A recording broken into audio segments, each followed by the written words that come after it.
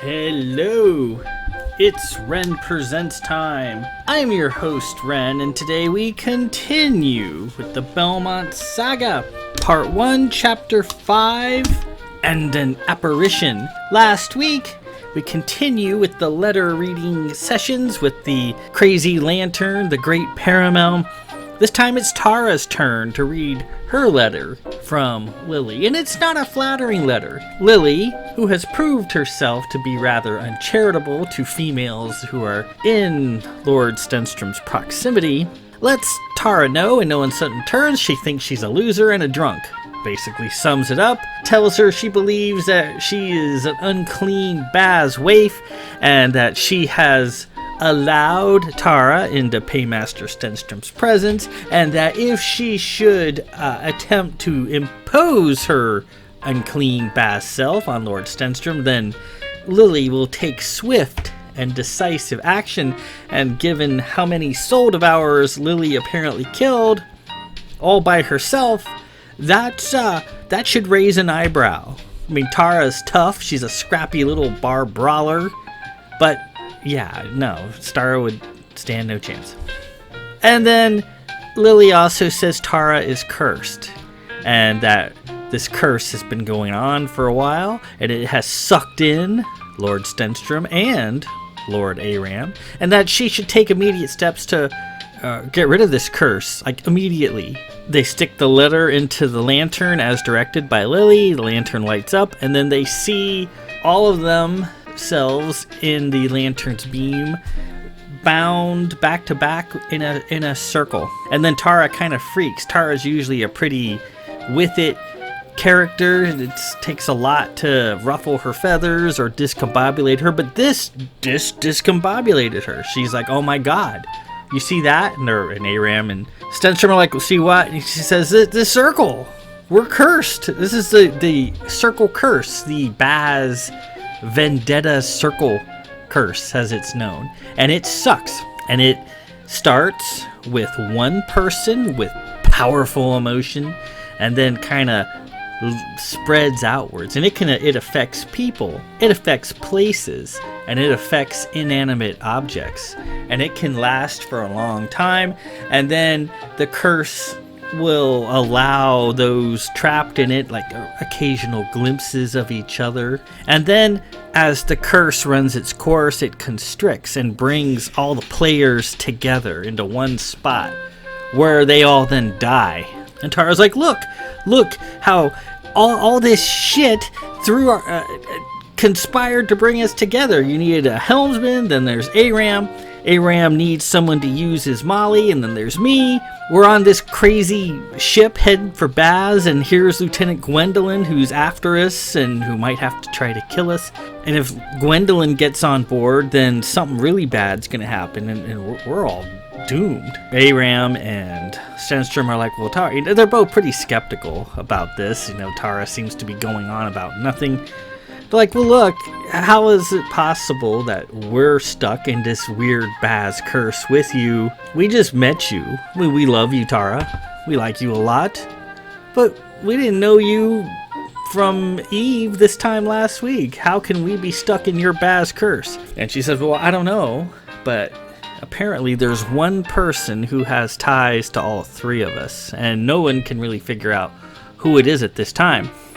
And none of them at this point realize that they have indeed been affecting each other's lives for a long, long time. They just don't know it yet, because the author is a sinister son of a bitch.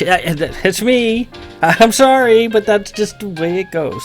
So yeah, there is something to this crazy curse, and it's been going on for a while, and they have been, in fact, influencing each other's lives. So Stenstrom comforts Tara, says, oh, look, when we get to Baz, we'll hang out with the locals and the learned. We'll figure out a way. We'll hang out in sanctums and libraries.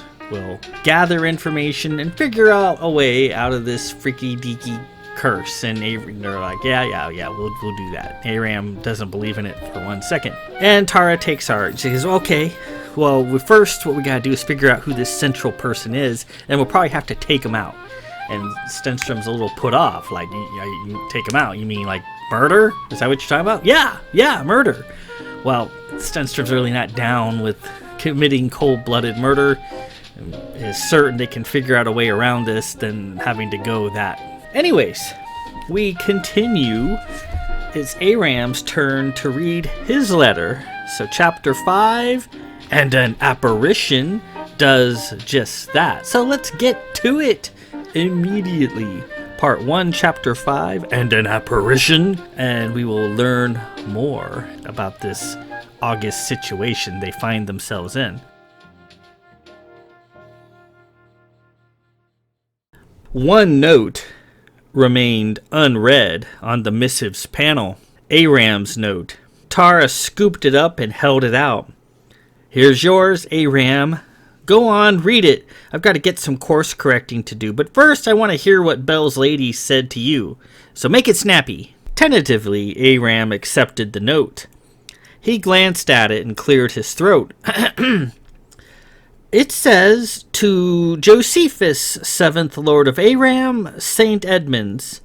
My lord, though I do not approve of my Lord Stenstrom's current situation, I am pleased he has made your acquaintance and calls you his friend. Tara interrupted. How come she's all nicey-nicey with you? I got the by my leave bit. Aram continued on. I must say, though we have never met, I feel a kinship with you. I feel I understand your heart. You are like a beloved brother to me, and I look forward to the occasion when my lord may properly introduce us. Steer the ship well and bring to me my lord. You have my favor, and I wish to offer you a gift. Place this note within Paramel, and it shall reveal to you your future love. Such power it has. You have often felt lonely and unworthy, spurned by the sisters and by members of your own family. I felt for you, and I wish to assure you that a fine love awaits. I have seen her. Behold, please, and know with my compliments that great things are in the offing. I leave you with a warning, and I pray you heed it. Aram swallowed and continued reading with dread. Your love is in danger and could easily fall to a terrible fate. She lives at the mouth of Edam and tempts death every day. She is very brave, and you would be most proud of her. Aram paused. What's Edam? Tara replied. It's the 5th word for hell. Aram pondered that for a moment with horror, and then he continued. Follow the course I have set, and you need not fear. Your love will be safe, though a chance meeting with her will be lost. You would otherwise never meet. When I am rejoined with my lord on Baz, I shall lead you to her side. Remember, beware Drury's belt. Your sister in spirit, Lilly. Aram puzzled over the note. Well, gee, Aram, Tara said. Looks like Lilly just loves you, doesn't she? She seems like such a kind person. I feel enchanted. Yeah, you got the muzzle. I got the bloody horns. My love? Aram asked, holding his note. I've never really had a love before. I was always too awkward and shy for such things. What should I do, Belle? Should I do as directed, or should I leave my fate to the unknown? Well, must you ask such a question? Don't you know? Stenstrom asked. Well, I mean, who wouldn't want to know such a thing? But then there's always the joy of chance and circumstance. Well, whatever you choose, Aram, hurry it up. I've got to get the course corrections laid in, Tara said. He considered the matter for a moment further, and then fumbled with the lantern. Lilly said my love is in danger, and she might need me. Belle, can you get this open for me, please? Stenstrom touched the lantern to open the lens. The images displayed in its beam reacted to his touching the lantern. The golden band trapping the figures together disappeared and freed, and they capered about in a demented fashion. "Wow!" Tara cried as she watched. The Aram image staggered to a far wall and placed his hands on the bulkhead. He pounded on the wall and reared back in apparent anguish before vanishing. The image of Tara transformed before their eyes. The Molly hanging at her neck dug itself into her flesh, and she grew, blossoming into a goddess-like woman with luminous violet eyes. "Hey, look at that!" Tara cried as the image faded away. "What was that?" The Stenstrom image collapsed to the floor on all fours, his body seemingly smashed. His left hand fell away from his arm, leaving a stump as if chopped off. "What happened there?" Tara asked as the sad image vanished. The Gwendolyn image lingered. She looked around with crazed, lamp-like eyes, her face sunken in and pocked with insane suffering. She stumbled forward toward Stenstrom, drawing her fedula. "Captain?" he asked. "Can you hear me?" She reacted a little, her head turning, darting eyes trying to make sense of her surroundings. She dropped her fedula and raised her arms in a teetering, zombie-like manner. A clean, straight cut formed on her left cheek as if from a saber strike. A curtain of fast-flowing blood raced down her face and dripped off her chin. Captain, you're bleeding," Stenstrom said, trying to assist her. She opened her mouth, not to speak, but to scream. She fell back and was gone, as Stenstrom tried to catch her. What in the name of creation was all that?" Aram asked, still holding his note. "Was that the future we were seeing?" "It's horrifying!" "Well, I'm not certain, but I'll agree it was disquieting," Stenstrom said. He took Aram's note and placed it within the lantern's cavity, closing the lens back up. Inside, the prism turned, and the paper crinkled. "Are you sure you want to see this?" Tara asked, and he didn't answer. The lantern came to life again, appearing before them in a whirling column of rising fog. Like a clay pot taking shape on a wheel was a solitary figure bathed in greenish lantern light. Aram gritted his teeth and watched. The figure appeared to be a small female, clad in an emerald hooded cloak made of shimmering brocade, lined and sleeved with gold fabric. Under the cloak was a white linen smock made of coarse thread. She wore a number of red and green beaded necklaces around her delicate neck, and around her waist a loose belt made of red and green shells. She was quite attractive, with a pearly sort of smooth complexion and delicate features, slender hands, and a pretty face. Her hair was thick and black, held back in a loose bun with several sticks and combs. She didn't appear to be wearing any shoes, though her feet were wreathed in fog. "Wow, pretty cute, Aram," Tara chirped. "What do you think?" "Aram? She's a looker." Aram stood there and stared at the figure, taking in her features. He seemed quite speechless.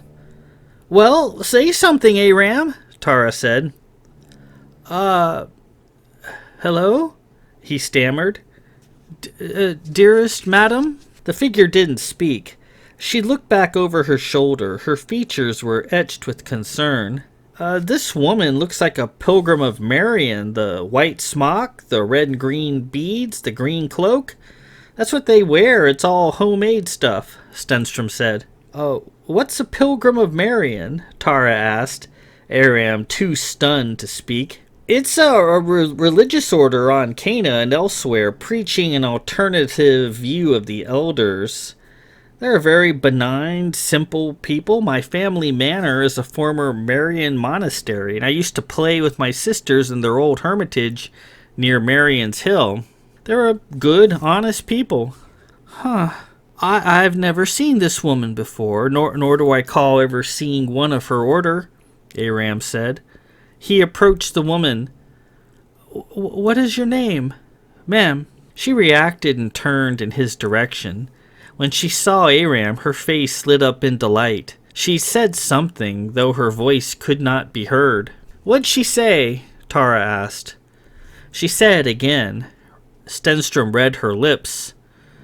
It looks like she said, whammy, or something like it. No, she didn't say whammy. She said Rammy, Aram said. She's saying my name. He took another step forward. "Ma'am, do I know you? What's your name? Please tell me." The apparition appeared concerned. She pointed to Stenstrom's office. Do you want us to go in there? What are you trying to tell us?" Aram went into Stenstrom's office, followed by the silent apparition of the Pilgrim of Marion. She pointed at the windows. Outside was the usual carpet of quiet stars, the darkened bulk of the ship, and the long, yellowish band of Drury's Belt drifting off towards the Anaris Baz system, imperceptibly fluttering on the solar wind. "She's pointing at Drury's Belt," Aram said. "Remember the warning. Wear the belt." Alarmed, Tara flew back into her chair at the missives panel. I think I can get some of the ship's sensors working. I'll bet we've got a visitor out there." "Aram, get to your post," Stenstrom said. He ran out of the office with the apparition slowly following. Stenstrom opened the lantern and placed his note, the one Lilly said would guide the ship, into the cavity. "Don't jostle the lantern," Tara cried. "It's what's powering the panel right now." For a third time the lantern lit up, this time in a tight, bluish beam. The beam went out into Stenstrom's office towards the aft of the ship, floating like a needle of a compass, moving steadily in a clockwise motion. I think it's giving us a heading," Tara said. She burst out of her seat and followed the beam into the office. She picked up her sextant and, using the beam as a point of reference, took a reading. "Aram, give me 5 pegs hard to starboard, Z plus 260 degrees. Hurry!" Aram kicked the floor levers and strained as he turned the wheel, the female apparition in green silently watching him. Outside, the thrusters ticked and the ship banked. The lantern skidded off to the right as the ship's bank deepened, threatening to slide off the panel. Stenstrom held it fast, preventing it from moving further. Tara thundered back into her seat and continued with the panel, furiously manipulating the screens. 5 pegs starboard, Z plus 260 degrees I, Aram said from behind the wheel. Okay, hold that, Tara said, staring at her screens and watching the lantern's beam change directions, centering in Stenstrom's office. She stared at her screens. Whoa! What is it? Stenstrom asked. Tara rechecked her screens. For a minute, we were reading something big out there. Big? You mean like a passing ship? No, I mean big like a planet. I'm serious. It filled up the screens, but it's gone now. She crunched more data. I don't see it anymore. It must have been a glitch. Okay, Aram, go 3 pegs hard to larboard. Z to level and hold. The helm groaned as Aram turned the wheel. The lantern's beam moved slightly. Got it. 3 pegs hard to larboard and Z to level. Aye. Are you seeing anything out there, Tara? Stenstrom asked. She was engrossed, crunching data fast. Tara, talk to me. A moment. She pulled up another screen, her eyes moving up and down the data. Contact, she announced. What? What is it? What are we reading? Something small this time, moving fast. It's a vessel. Is it a fleet ship?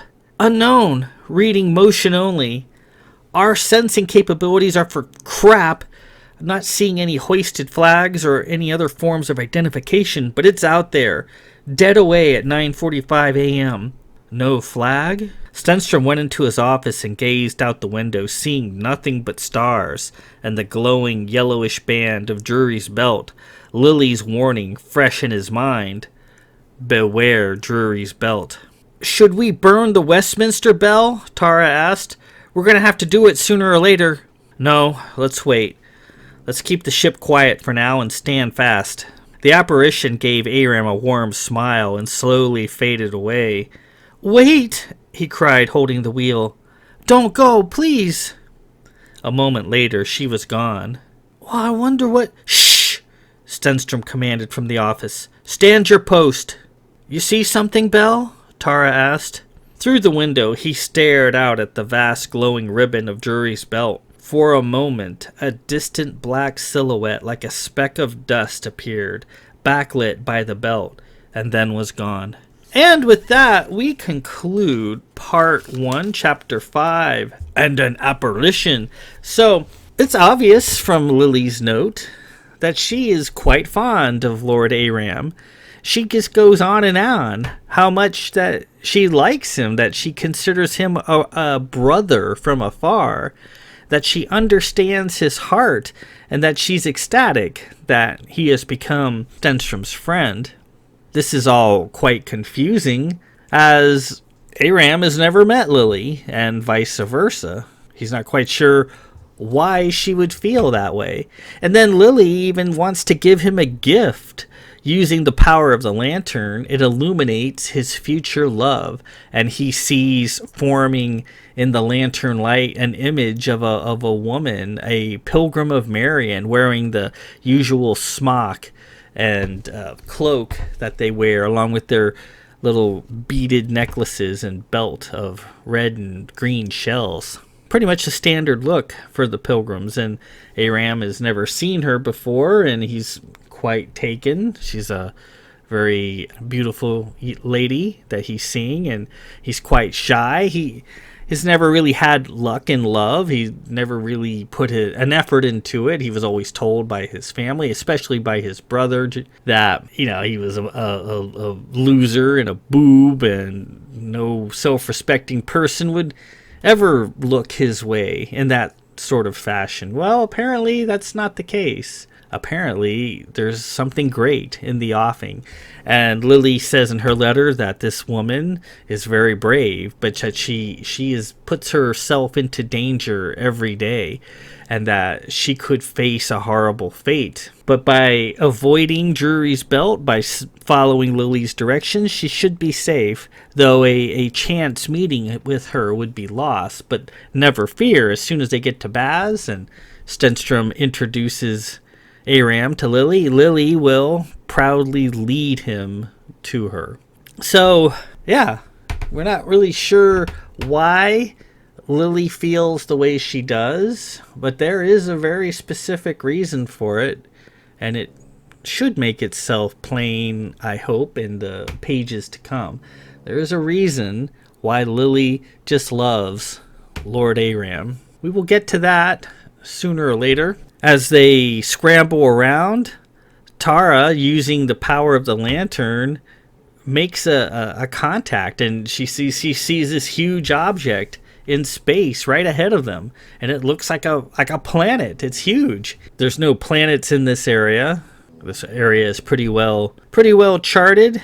There isn't a planet, but the ship, or the lantern, detected one just for a moment as the beam roved about. So it seems like there could be a planet that's hidden or cloaked or otherwise invisible.